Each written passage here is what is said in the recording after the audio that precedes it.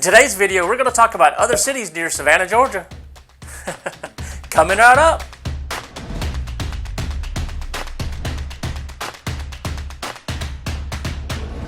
Hey, my name is Philip Randolph.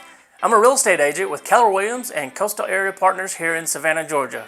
If you're new to my channel, thanks for joining me today. On this channel, we talk all about where people live, work, shop, and play in Savannah, and maybe some real estate topics too.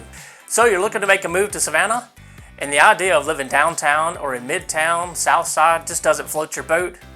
Well, let's take a look at a handful of cities or suburbs of Savannah as some additional options to consider. Okay, first we're going to talk about the island communities just east of downtown Savannah. Technically, these aren't cities and they share a Savannah address, but in a way, they're their own little cities. And if you were to talk to many of the residents of the islands, they would probably consider themselves a city separate from the downtown area. These include Whitmarsh, Wilmington, and Tualahe Islands. From downtown Savannah to the islands can range about 7 to 10 miles. The population for all three islands is about 24,000 people. If you're looking for the coastal lifestyle where you have access to all the waterways without being way out on Tybee Island, then one of these three islands might be a good fit for you.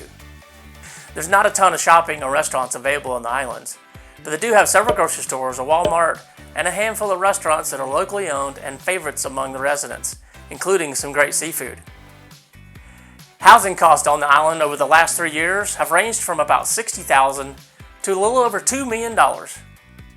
Next, we're going to head west of downtown Savannah on the other side of I-95 and along I-16 to the city of Pooler, Georgia.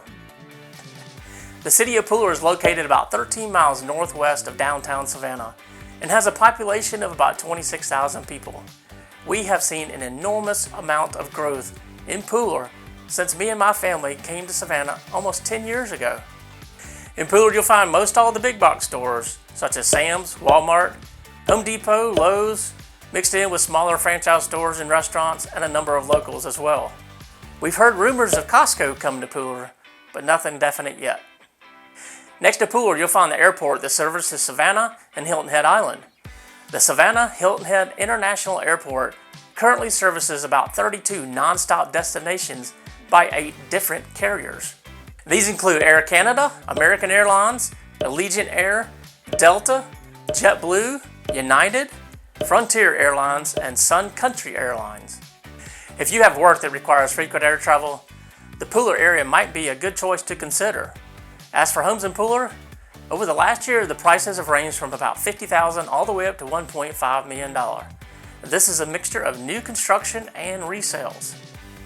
Moving a little further to the north, we find the city of Rincon, Georgia in Effingham County. Rincon is about 15 to 20 miles outside of downtown Savannah and has a population of about 11,000 people. Rincon too has seen a tremendous amount of growth in the last several years. There's a lot of new construction happening out in the Rincon area. When you move further out from Savannah, like most rural cities, you'll find that you can buy more house for your money, including larger lots and more space in between the houses. Another situation you might find out in Rincon is where people want a little bit more space. They'll buy a couple of acres and build their own custom home on their own property versus living in a planned community. Maybe you don't need to drive all the way into downtown Savannah for work. You're just looking for some extra space, whether it be land or square footage. Well, then Rincon might be a good place to consider in your search for your next home. Housing costs in the Rincon zip code over the last 3 years range between $34,000 and $900,000. The high end of this price point was a 6,400 square foot house on an 18-acre estate. There's a lot to choose from in this growing city of Rincon, Georgia. Also out in Effingham County, we find the city of Guyton.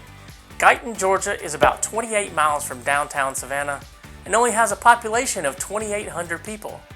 A little side note, the city of Guyton and the city of Rincon combined is only about 14,000 people.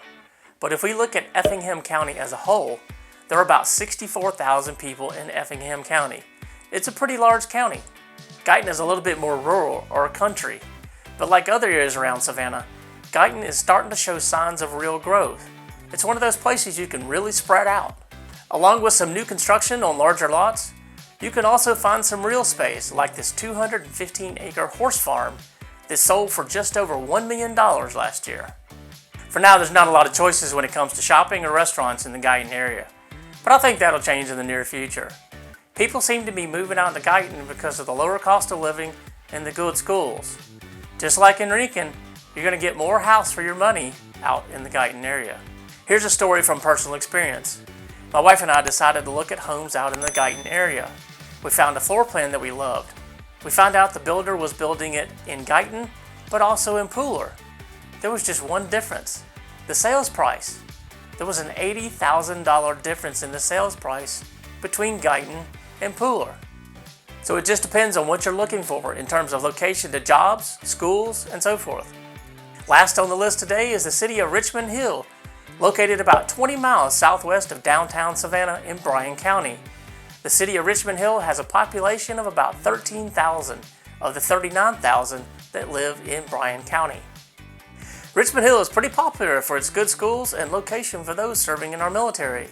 You see, Richmond Hill is only about 15 miles from Hunter Army Airfield back towards Savannah, and then only about 24 miles from Fort Stewart in Hinesville.